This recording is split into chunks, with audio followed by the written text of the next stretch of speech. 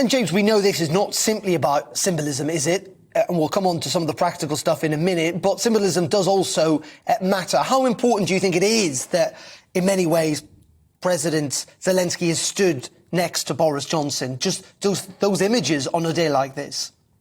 So it's hugely important. And what's really interesting is when you travel around Europe, and I was in Estonia yesterday, there's an awful lot of countries that are looking very carefully at the leadership competition within the Conservative Party to become our next Prime Minister, because many around Europe, many around the world see a very different Boris Johnson to the one that has been characterised over the last 9 months or so with everything that's gone on here. They regard him as having done a great job in driving international consensus, rallying support for Ukraine, and they're very sad to see him go. And actually, in the case of many countries, very nervous to know that whoever replaces him will be similarly committed and strong on Euro-Atlantic security.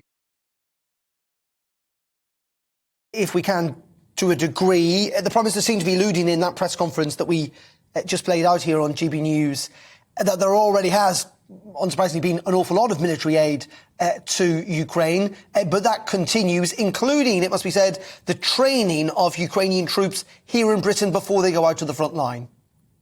Yeah, it must continue. And let's be clear, it's expensive. We spent £2.3 billion already, and I could easily spend another £1 billion tomorrow if I was given it to do so.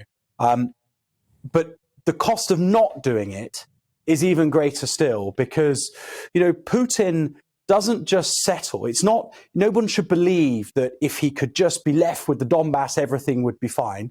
Because that would be to hand him Ukrainian sovereign territory as a reward for the belligerence and aggression he's shown over the last 6 months.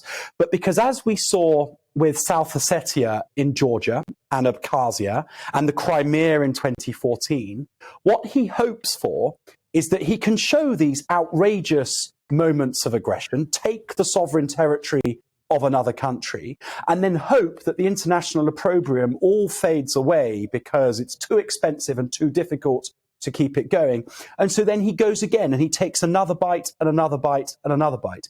If we, Darren, want to live in a Europe and a Euro-Atlantic region that is safe and secure and prosperous and affordable for the next 20 or 30 years, we have to accept the short-term pain of doing the right thing right now. And if I may, and I'm sorry this is a long answer, but the other thing we have to have our eyes wide open to is that President Xi is watching very carefully how the international community responds to President Putin.